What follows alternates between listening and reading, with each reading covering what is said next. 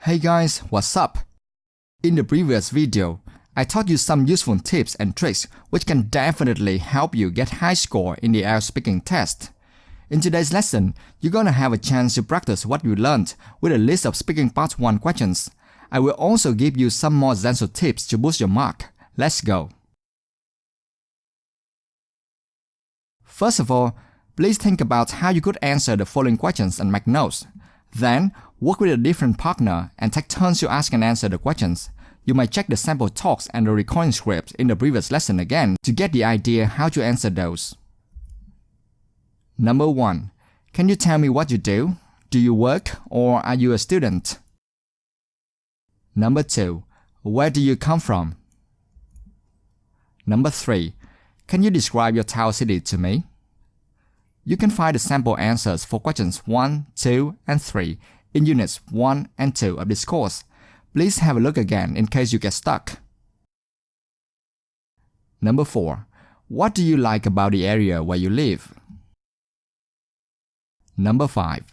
What things in your town or city do you not like? Number 6. How is the area changing? The sample answers for questions 4, 5, and 6 can be found in units 3 and 4. Of course, you should only learn from those samples answers and then come up with your own. You should never copy everything there. Believe in yourself. I'm sure you can do it. Number 7. What do people in your area do in their free time? Number 8. What do you think visitors to your town or region should see? Why?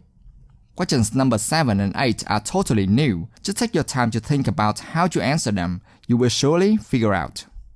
Don't forget to use the tips and tricks in Unit 7 to make your answers more attractive and professional. As promised from the beginning of the lesson, I'm going to give you some more significant tips. 1. Don't answer questions with just 1 or 2 words. Use longer sentences. For instance, if the examiners ask you something like, "Can you tell me what you do? Do you work or are you a student?" Please don't just give very short answers such as "student" or "I'm a student." Instead, you better extend your answer and make it longer. Remember, you must demonstrate your speaking skill to the examiners. So, at least, you should say things like, "I'm a student. I'm studying ABC at XYZ University at the moment," or something like that. Please never, ever give 1 or 2 words answers unless you don't want to get high score. Tip number 2. Stress the words which answer the question. You've learned how important it is to stress or emphasize certain words in a sentence in Unit 2. Hence, please implement it immediately.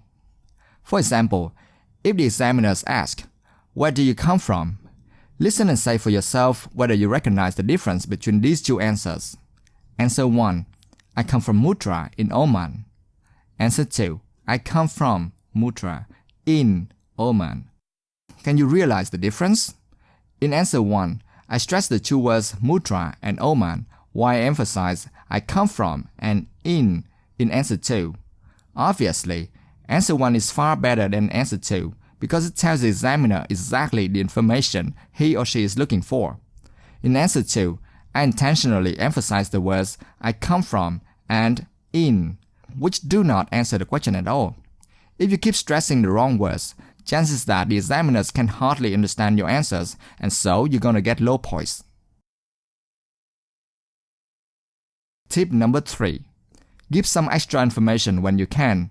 One of the most effective ways to extend your answer and improve your speaking ability is to add some extra information to your answer, even though the questions may not ask you to.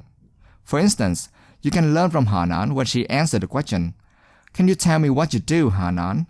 Do you work or are you a student?" Here is her answer. "Yes, I'm a student. I'm studying medicine because I want to be a doctor. At the moment, I'm studying English as well because I hope to do part of my degree course in Australia." As you can see, Hanan gave some extra information which is essential to make her answer much longer.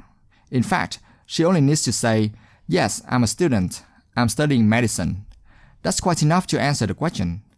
However, she was extremely smart when putting more relevant information, which was, "Because I want to be a doctor, At the moment, I'm studying English as well because I hope to do part of my degree course in Australia. The examiner didn't ask for that. However, by giving such relevant extra information, Hanan could make her talk much longer and so demonstrate her speaking capability. Really good strategy, right? That's it for today's lesson. Please keep practicing as much as possible until you can answer those questions fluently. Don't forget to use the tips and tricks you just learned. They are amazingly helpful for you to get high score in the IELTS speaking test. I see you in the next video.